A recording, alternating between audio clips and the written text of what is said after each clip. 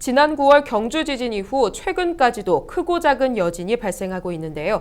부산 역시 지진 피해 위험 지역인 만큼 실질적인 대안을 마련해야 한다는 목소리가 나오고 있습니다. 특히 활성단층에 대한 연구의 필요성이 커지고 있는데요. 지진 방제 대책을 고민해보는 전문가 토론회가 부산시청에서 열렸습니다. 차선영 기자입니다. 부산은 국내에서 지진 활동이 가장 왕성한 양산단층과 울산단층이 인접해 있습니다. 인구 밀집 지역에다 노후된 소규모 주택이 많은 도시, 해일의 위험성까지 내포하고 있다는 점에서 부산은 지진 피해 가능성이 높은 지역으로 평가되고 있습니다. 부산이 또 역사성으로 해서 노후된 밀집된 저층 소규모 주택들이 많지 않습니까? 일본의 지진 같은 경우 날 때 문제 보면 대다수 일본도 거의 저층 건물에서 피해가 생겼거든요.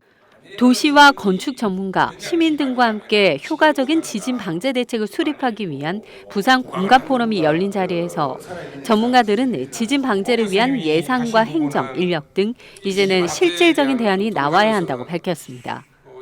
최근에는 또 2층 이하 단독주택까지 내진 설계를 하도록 그렇게 이제 제도가 바뀌어가는 줄 알고 있습니다.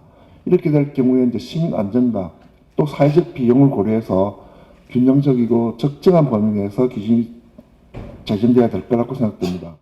지진이 발생했을 때 시민들의 생명을 지킬 수 있는 내진 설계 비율은 부산이 26.3%로 전국 최저 수준입니다.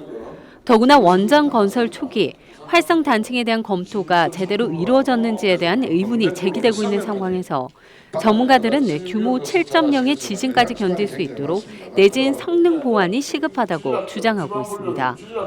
다만 경주 지진 등의 공포를 경험하면서 지진에 대한 경각심이 높아졌고 이에 따른 활성 단층에 대한 심도 있는 조사가 이루어지고 있는 부분은 다행스러운 일입니다.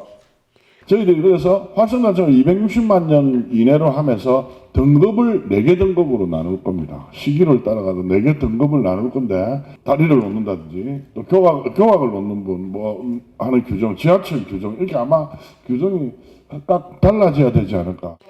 더 이상 지진의 안전지대가 아닌 한반도 그리고 지진 피해 위험에 그대로 노출되어 있는 부산. 미래의 세대를 위한 실질적인 방제 대책이 나와야 할 때입니다. 헬로티비 뉴스 차선영입니다.